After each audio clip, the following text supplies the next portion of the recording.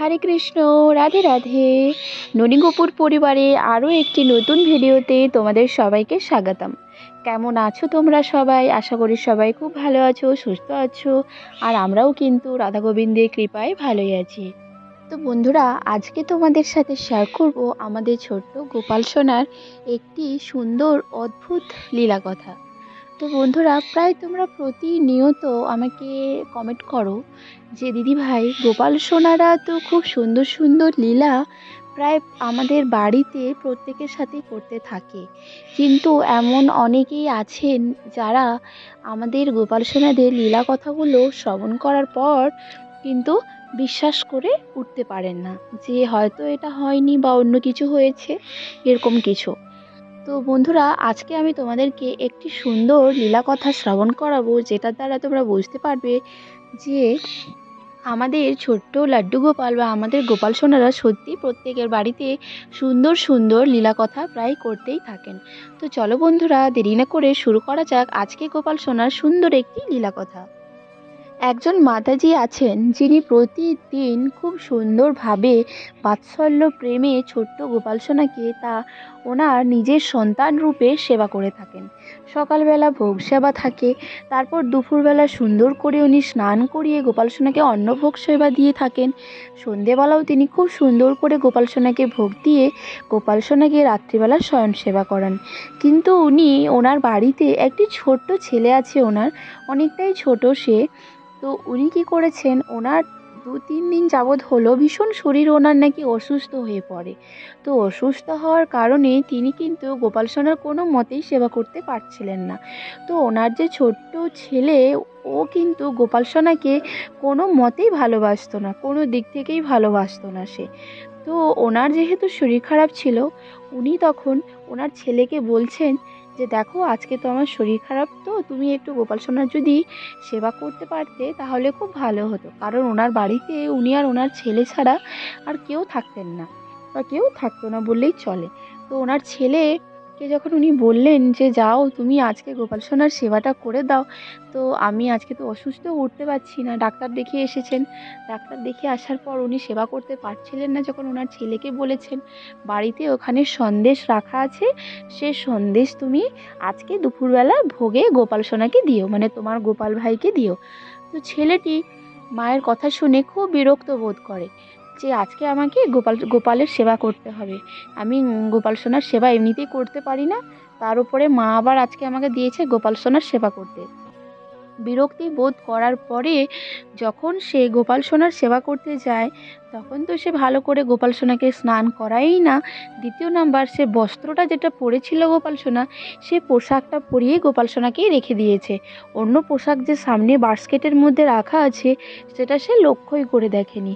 তারপর সে যখন গোপাল সোনাকে ভোগ লাগাতে যাবে, তখন সে গোপাল সোনাকে জল আর যে সন্দেশ মিষ্টিটা থালার, মানে গোপাল সোনা যে প্লেটে ভোগ সেবা গ্রহণ করেন, সে প্লেটের উপর যখন মিষ্টিটা দিয়েছে, তখন মিষ্টিটা গোপাল সোনাকে না খাইয়ে মিষ্টিটা গোপাল সোনার দিকে ছুঁড়ে মারে। তারপর সে ওরকম করার পর যখন সে ফিরে চলে আসে, তার মা যখন তাকে জিজ্ঞেস করে যে তুমি গোপাল সোনাকে ভালো করে খাবার খাইয়েছো, তখন ও বলে হ্যাঁ, আমি গোপাল সোনাকে খুব সুন্দর করে খাবার খাইয়ে দিয়েছি, তোমাকে চিন্তা করতে হবে না, তুমি শুয়ে থাকো। তারপর পরের দিন যখন মা সুস্থ হয়ে ওঠেন, হঠাৎ করে দেখেন ওনার ছেলে ভীষণ পরিমাণে গায়ে জ্বর এসেছে, এতটাই পরিমাণে জ্বর এসেছে যে ধারণারও বাইরে। তারপর উনি বলেন যে তুই এত সুস্থ থাকার পর তোর হঠাৎ করে জ্বর কিভাবে চলে আসে। উনি ভীষণভাবে চিন্তিত হয়ে পড়েন। যেমন ধরুন, মা যখনই সন্তানের শরীর খারাপ হয়, কিন্তু প্রত্যেকটি মাই তার প্রচণ্ড টেনশন হয়ে পড়ে বা হয়ে ওঠেন। তখন ওনার নিজের জ্বর যে এসেছে, সে জ্বর উনি ভুলে গিয়ে ওনার ছেলের কাছে উনি ছুটে যান, যে দেখেন প্রচণ্ড পরিমাণে গায়ে জ্বর এসেছে, ধুম জ্বর, আর কোনো মতে সে চোখ দিয়ে তাকাতেও পারছে না।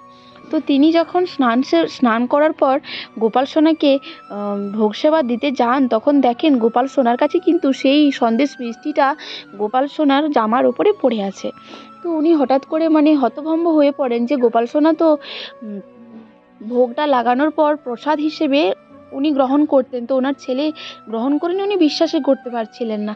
তারপর তিনি ডাক্তার দেখিয়ে নিয়ে আসেন ছেলেকে, ওষুধ খাওয়ান, কিন্তু কোনো ওষুধ খেয়েও কিন্তু ওনার ছেলে কোনো মতেই ভালো হচ্ছিল না। তো উনি জিজ্ঞেস করেন ওনার ছেলেকে যে তোমাকে এত ওষুধ খাওয়াচ্ছি তবু তোমার শরীর ভালো হচ্ছে না? তখন ওনার ছেলে বলেন যে মা, আমি না কালকে গোপাল সোনাকে প্রসাদ মানে ভোগ যখন দিচ্ছিলাম, সন্দেশটা আমি মুখের সামনে না নিয়ে যেয়ে গোপাল সোনার দিকে ছুঁড়ে দিয়েছিলাম, তাই জন্য মনে হয় মা আমার এরকম হয়েছে। তো উনি গিয়ে সঙ্গে সঙ্গে ভগবানের কাছে ক্ষমা চান, বলেন যে প্রভু, হয়তো ও তো ছোট, ভুল করে ফেলেছে, আমাকে, আমার ছেলেকে আমার হয়ে আপনি ক্ষমা করে দিন। তারপর ওনার ছেলে বুঝতে পারেন যে সত্যি সত্যি ভগবান আমাদের সৃষ্টিকর্তা সত্যিই জাগ্রত। আর ওনার ছেলের মনের মধ্যে বিশ্বাস হয় যে সত্যি সত্যিই গোপাল সোনা জাগ্রত। তারপর থেকে ওই ছোট্ট ছেলেটি গোপাল সোনাকে খুব ভালোবাসতে থাকে আর নিজের ভাইয়ের মতো ভালোবাসতে থাকে। তো বন্ধুরা দেখুন, ভগবানকে বিশ্বাস করলেই ভগবান আছে, আর ভগবানকে বিশ্বাস না করলে ভগবান নেই। তো আজকের ভিডিওটি তোমাদের কেমন লাগলো? আর যদি আজকের ভিডিওটি তোমাদের ভালো লেগে থাকে, প্লিজ নতুন হলে চ্যানেলটি সাবস্ক্রাইব করে দিয়ে বেল নোটিফিকেশনটি অন করে দিও। বন্ধুরা, বিশ্বাস করলেই কিন্তু তোমরা সব কিছু পাবে। আর বিশ্বাস করলেই কিন্তু, আর মন থেকে ভগবানকে বিশ্বাস করলে, মন থেকে ভগবানকে ভালোবাসলে অবশ্যই ভগবান কোনো না কোনো দিক থেকে তোমাদের সংকেত দিয়ে বুঝিয়ে দেবেন যে উনি জাগ্রত বলে। আর সবথেকে বড় কথা হলো কি, প্রত্যেকটি যখনই তোমরা ভগবানের সেবা বা ভগবানের ভোগ সেবা করাবে, তখন কিন্তু মন থেকে করিও। তোমাদের মনের মধ্যে যেন এটুকুই বিশ্বাস থাকে যে আমাদের প্রভু, আমাদের ছোট্ট গোপাল সোনা আমাদের ভোগ সেবা উনি গ্রহণ করছেন। তো বন্ধুরা, আজকের ভিডিওটি তোমাদের কেমন লাগলো অবশ্যই তোমরা কমেন্ট বক্সে গিয়ে জানিও। আর তোমাদের যদি গোপাল সোনার সুন্দর সুন্দর লীলা কথা ননী কপুর পরিবারের সাথে শেয়ার করার থাকে, অবশ্যই তোমরা ভিডিওর কমেন্ট বক্সে গিয়ে শেয়ার করতে পারো। আর আজকের ভিডিওটি কিন্তু বন্ধুরা এখানেই শেষ করব। দেখা হবে কিন্তু তোমাদের সাথে গোপাল সোনার কোনো নতুন সুন্দর লীলা কথা নিয়ে। আর আজকের অদ্ভুত লীলা কথাটি তোমাদের কেমন লাগলো অবশ্যই আমাকে কমেন্ট বক্সে গিয়ে জানিও। আর আমাদের ননী সোনার শৃঙ্গার দর্শন করো। আমাদের ননী সোনা কিন্তু প্রতিদিন, প্রায় প্রতিনিয়ত সুন্দর সুন্দর পোশাক আর সুন্দর সুন্দর গহনা পরে সাজতে ভালোবাসে। তো চলো বন্ধুরা, সবাই ভালো থেকো, সুস্থ থেকো, সবাইকে রাধে রাধে। দেখা হচ্ছে নতুন